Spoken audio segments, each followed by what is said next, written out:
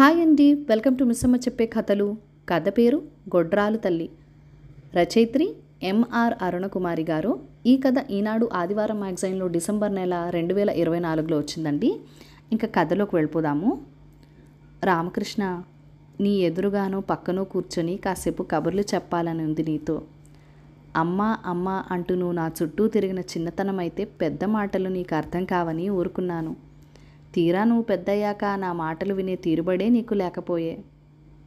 నీ చదువు, ఉద్యోగం వేట, ఉద్యోగము, పెళ్ళి, నీ ప్రపంచం వేరైపోయింది కదా. వయసులో ఉన్న బిడ్డల నుంచి మంచి చెడు చెప్పాల్సింది అమ్మే కదా. అందుకే ఉత్తరం.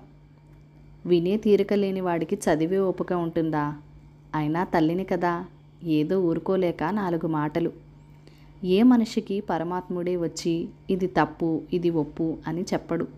మన అంతరాత్మ మనల్ని సదా హెచ్చరిస్తూ ఉంటుంది, బాగోగులు చెప్తూనే ఉంటుంది. అయితే మనిషి విచక్షణ త్రాసులో విలువ కన్నా స్వార్థమే బరువైపోతూ ఉంటుంది. ఆ బరువు కింద మనిషి బతుకు నలిగిన క్షణం పశ్చాత్తాపం తప్పక కలుగుతుంది. అది దావాగ్నిలా దహించక మానదు. రామకృష్ణ, ఒక పల్లెటూరు వీధిబడిలో వానాకాలం చదువు చదివిన నాకు రామాయణ భారతాలు తప్ప ఇంకేమీ తెలీదు. రేణుక ఎల్లమ్మ కథలు కూడా చెప్పేవారు. రేణుకమ్మ జాతరలో చేసిన వాళ్ళు స్వర్గానికి, చూసిన వాళ్ళు నరకానికి అన్నట్లు. పాపం రేణుక ఏ తప్పు చేయకపోయినా మనసులో పాపపు ఆలోచన కలిగినా అది కూడా భర్తతోనే పాతివ్రత్యం కోల్పోయి ఇసకకుండా చేయలేకపోవటం, తల్లి తల నరకమని కొడుకులను భర్త ఆదేశించటం, కాదన్న కొడుకులను చంపడం, తండ్రి ఆజ్ఞను పాటించిన చిన్న కొడుకు తల్లి తల నరకటం, తండ్రి సంతోషపడి ఏదైనా కోరుకోమంటే తల్లిని అన్నలు బతికించుకోవటం. పరశురాముడు గొప్పగా మంచిగా అనిపించేవాడు నాకు. న్యాయం ధర్మం ఉంటే ఎంతటి వాళ్లనైనా ఎదిరించవచ్చన్న ధైర్యాన్ని పాండవులకు కలిగించి కురుక్షేత్ర యుద్ధంలో గెలిపించిన కృష్ణుడన్నా ఇష్టం. అందుకే ఎంతో ప్రేమగా నీకు రామకృష్ణ అని పేరు పెట్టాలని మీ నాయనమ్మను కోరాను. రామకృష్ణ, నేను సమత్తాడిన 3 నెలలకే నన్ను మీ నాయనకిచ్చి పెళ్లి చేశారు. నాకప్పుడు 14 ఏళ్ళు, మీ నాయనకు 20 దాటింది. పెళ్ళైన 4 ఏళ్లకు కానీ నువ్వు పుట్టలేదు. ఈ 4 ఏళ్లలో ఇంట్లో వాళ్ళు, వీధిలో వాళ్ళు, బంధువులు, తెలిసిన వాళ్ళు అందరూ నన్ను గొడ్రాలు అని ముద్ర వేసేసి నరకయాతన పెట్టేశారు. పాపం మీ నాయనమ్మ నా చేత గుడులు, గోపురాలు, చెట్టు పుట్ట తిప్పించి పూజలు, వ్రతాలు, నోములు, ఉపవాసాలు చేయించేది. వీటన్నిటితో నీరసించిపోయిన నన్ను చూసి మీ నాయన రాత్రిళ్ళు ఇంట్లో ఉండేవాడే కాదు. ఏ అపరాత్రో తెల్లవారుజామునో గప్చుప్గా వచ్చి పడుకునేవాడు. నాయనమ్మ అంటే భయం ఇంట్లో అందరికీ, మీ తాతతో సహా. మీ బాబాయిలు, పిన్నమ్మలు లోపల ఎన్ని సనక్కున్నా ఆమెకు ఎదురు చెప్పేవారే కాదు. షోళింగరం గుడిలో సేవ చేస్తే బిడ్డలు పుడతారని ఎవరో చెప్తే నన్ను అక్కడికి తీసుకెళ్ళింది నాయనమ్మ. 1000కి పైన మెట్లు ఉన్న పెద్ద కొండ మీద లక్ష్మీనరసింహస్వామి గుడి, పక్కనున్న చిన్న కొండపైన ఆంజనేయ స్వామి గుడి ఉన్నాయి. రోజు ఆ మెట్లు ఎక్కలేక ఎంత కష్టపడ్డానో, కాళ్ళు పాదాల నొప్పులతో ఎంత విలవెల్లాడానో తెలుసా. 21 రోజులు స్వామి సేవ చేశాను. ఆ రోజు సోళింగరం గుడి నుండి ఇంటికి రాగానే నాయనమ్మ అల్టిమేటం ఇచ్చింది. ఇక 2-3 నెలలే నీకు టైం. నెల తప్పకపోతే నా కొడుక్కి 2వ పెళ్లి చేసేస్తా, నువ్వు మీ పుట్టింటికి వెళ్ళిపో అంది. అమ్మా, నీ పిచ్చి గాని గుళ్ళు గోపురాలు తిరిగితే బుడ్డలు పుడతారా అని మీ నాయన ఎగతాళిగా అన్నాడు మీ నాయనమ్మని. కోపం వచ్చిన నాయనమ్మ నిగ్రహించుకోలేకపోయింది. ఆమె కళ్ళల్లో మాటలో నిప్పులు కురిశాయి. నువ్వు సానికొంపలు తిరుగుతూ ఉంటే పుడతారా మళ్ళా? ఇంట్లో ఉండే నాయనమ్మకు ఏం తెలుసు అనుకుంటారు కానీ ఆమె అన్నీ ఓ కంట కనపెడుతూనే ఉంటుంది. అవసరమైనప్పుడే అవసరమైతే తప్ప మాటలు తోటలు పేల్చదు. క్షణపాటు అందరూ నిర్ఘాంతపోయారు. మీ బాబాయిలు, పిన్నమ్మలు తమ పిల్లల్ని తీసుకొని తమ తమ గదుల్లోకి వెళ్ళిపోయారు గబగబా. మీ తాత ఏదో అనబోయి నాయనమ్మ ఉగ్రరూపం చూసి జడుచుకున్నాడు. మెల్లగా లేచి తమ గదిలోకి వెళ్ళిపోయారు నానమ్మ వెనకాలే. అవమానం వేటకు చెందిన రోషం, నెత్తురు మీ నాయన మొహాన్ని కళ్ళని ఎర్రబర్చాయి. నిలువెల్లా రగిలిపోతూ నిలువుగుడ్లేసుకుని భయంతో బిర్రబిక్కుసుకుపోయిన నన్ను రెక్క పట్టుకుని గదిలోకి ఈడ్చుకుపోయాడు. ఆ తర్వాత నెల రోజుల పాటు నా శరీరం పడ్డ చిత్రహింస, దుఃఖం, వేడుకోలు ఇవేవీ మీ నాయన మనసుని కరిగించలేదు. బిడ్డలకు పుట్టకపోతే కాదు, ఇప్పుడు నన్ను మా పుట్టింటికి పంపేయండి, లేకపోతే నేను చచ్చిపోతాను. కనీసం నడవలేక దేక్కుంటూ వెళ్ళి నాయనమ్మ కాళ్ళు పట్టుకుని ఏడ్చాను. నా పరిస్థితికి ఆమె ఆడ మనసు కరిగిందేమో. నన్ను ఆసుపత్రికి తీసుకెళ్ళింది. డాక్టర్ అమ్మ తిట్లు తిట్టినా భరించింది.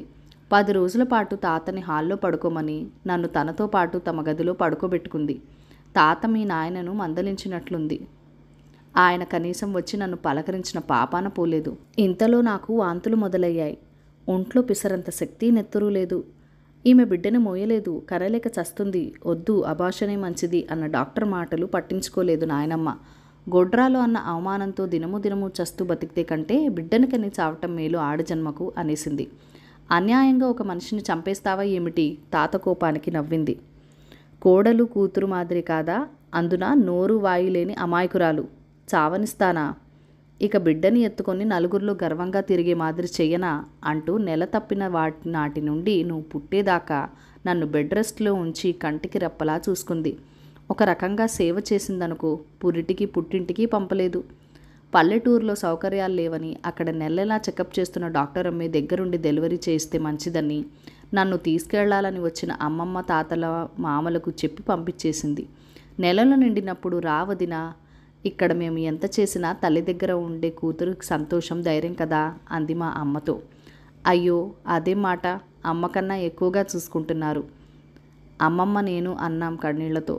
మా ఇంటి బిడ్డ మా కుటుంబానికి వారసునిచ్చే కోడల్ని చూసుకోవటం మా బాధ్యత కూడా కదా అనేసింది మీ నాయనమ్మ. మేరు పర్వతం అంత గొప్పది మీ నాయనమ్మ. పెట్టడం అవసరమైతే కొట్టడం కూడా తెలిసిన నాయనమ్మ వ్యవహార దక్షత వల్లే 3 కొడుకులు కోడళ్ళు, వచ్చేపోయే 2 కూతుర్లు అల్లుళ్ళు, బంధువులతో కళకళలాడిన మన ఇల్లు ఆమె హఠాత్ మరణంతో 3 ముక్కలైపోయింది. బాత్రూంలో కాలు జారి పడటం, తల కొయ్యకు తగిలి కణత దగ్గర దెబ్బ తగిలి ఆమె పోకడకు కారణమైంది. ఆమెకు సేవ చేసి రుణం తీర్చుకునే అవకాశం అదృష్టం నాకు లేకపోయిందని నాకు ఇప్పటికీ బాధగానే ఉంటుంది. రామకృష్ణ, ఒక తల్లి బిడ్డ పుట్టాక గుర్తింపు తెచ్చుకుందంటే కారణం ఆ బిడ్డ పుట్టడానికి ముందు నుంచి ఆ తల్లి ఎంత ప్రయాసపడిందో తెలపడానికే. ఇప్పుడైతే నిన్ను ఎవరు కనమన్నారు? నా కోసమని నేను అడిగానా? కన్నావా? నీ సుఖానికి నువ్వు కన్నావు. కన్నాక పెంచడం నీ బాధ్యత కాదా? అదేదో గొప్ప విషయంలా చెప్తున్నావు అంటున్న పిల్లల మూర్ఖత్వాన్ని చూశాను. రామకృష్ణ, మనసు కోతి లాంటిది కదా. ఒక విషయం చెప్పాలన్నా కొమ్మ మీద నుంచి మరో విషయం ఏమైనా కొమ్మ మీదకు గింతేస్తూ ఉంటుంది. నువ్వు కడుపులో పడ్డప్పటి నుంచి కనేదాకా కాలకృత్యాలకు తప్ప, డాక్టర్ దగ్గరికి చెకప్లు వెళ్ళడం తప్ప మంచం దిగకుండా తినటం పడుకోవటం సుఖభోగమని అనుకుంటారు. కానీ అది ఎంత కష్టమో తెలుసా? సోమరి వేదుడు దయ్యాల కొంప అన్నట్టు పిచ్చి పిచ్చి ఆలోచనలు రాకుండా నన్ను ప్రశాంతంగా సంతోషాలని ఉంచాలని నాయనమ్మ ఎంతో ప్రయత్నించేది. అందులో భాగంగా లైబ్రరీ నుండి పుస్తకాలు తెప్పించి నా చేత చదివిపించేది. పుస్తక పఠనం తీయదనం నాకు రుచి చూపించింది మీ నాయనమ్మే. ఆమె ప్రత్యేక శ్రద్ధ కష్టం నన్ను నా కడుపులో నిన్ను బలంగా తయారు చేశాయి. 2 రోజులు పురిటి నొప్పులు పడినా 3.5 కేజీల బరువున్న నిన్ను ఆపరేషన్తో తప్ప బయటకు తీసుకురాలేకపోయారు.